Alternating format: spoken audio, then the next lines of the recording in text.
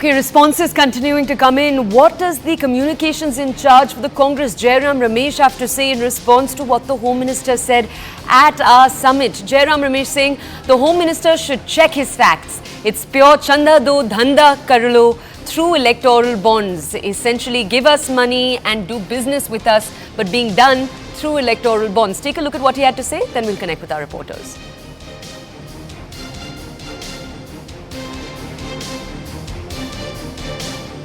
Out of the 8,000 crores of electoral bonds that the BJP has got, we have been able to directly correlate 4,000 crores of electoral bonds with 4 lakh crores of contracts.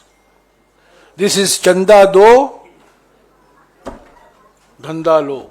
That's all it is. This is Chanda do, Dhanda lo. 4,000 crores out of 8,000 crores is directly linked with 4 lakh crores worth of contracts awarded by the government of India, not by any state government, awarded by the government of India. Okay, let's go over to our colleague Pallavi. Pallavi, just as we come to you, let me just explain to our audiences, after the electoral bond data has been released, the two key arguments that have come in from the opposition. Number one, as you can see, that entities securing lucrative contracts taking place right after they've made donations, and these are in sectors that are usually tightly controlled by the government. The second argument that's been made is you have many cases of donations coming forward from companies as they're being raided by the ED. How did we see, Pallavi, the Home Minister attack that point, and what should we make of the Congress response? See, in 2019, when electoral bonds were introduced by the then and late Finance Minister, Mr. Arun Jaitley, the entire idea was that during the UPA Raj, there was a lot of unaccounted for black money where a corporate sector was actually making them black into white by making these kind of political donations, and they were parking their funds with political parties. The entire idea then of electoral funds was that you're transparent. You have an account of who's getting what kind of money, who's buying the bonds and who they're giving to. But the rider over here very clearly was a non-disclosure clause. You know, in our banking operations, for example, Toya, if you have a bank account, even if I'm your best friend, I cannot access to it that unless you actually mandate me or authorize me to collect it. That's the same procedure as far as electoral bonds were introduced. And that's also one reason why government sources have been against the Supreme Court verdict, because they feel that it defeats the entire purpose of cleaning up the electoral system and also cleaning up the poll process and also the way political donations are concerned. But when the Home Minister did speak in the Rising Bharat Summit, that he said that the intent was noble, the intent was to clean up the system. But now we're going to go back possibly to the earlier system where there would be under the table cash which would go at donations and nothing of it can be accounted for. That's one. Second, it's not that the BJP is getting the bulk of it.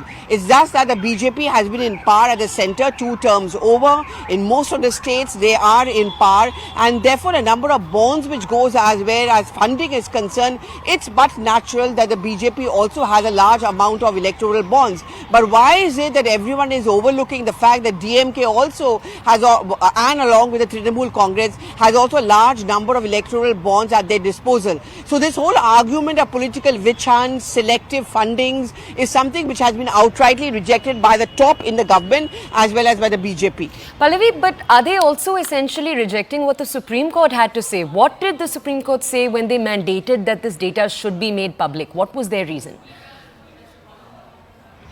Well, I mean, first of all, the Supreme Court struck down on the idea of electoral bonds, saying that it's completely unconstitutional and illegal.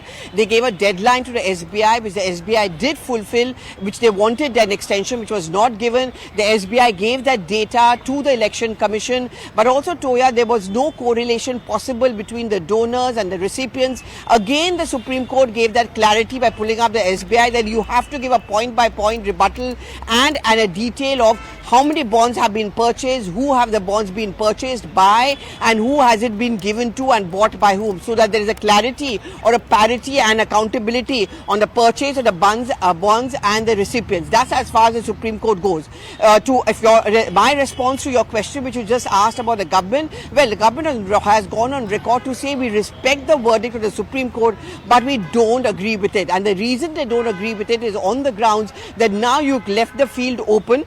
The cash could be exchanged. It may be dirty money. One concern which was raised by the government was, for example, of Tamil Nadu, where drugs are seem to be becoming rampant, and there's no way of knowing whether that drug money is being diverted for political funding during elections because the DMK is in power over there.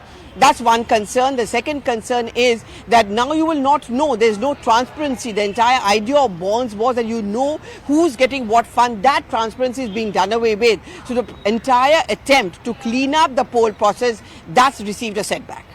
Pallavi, can we ask you to stay with us? We're just going to come back to you for a second. We have some breaking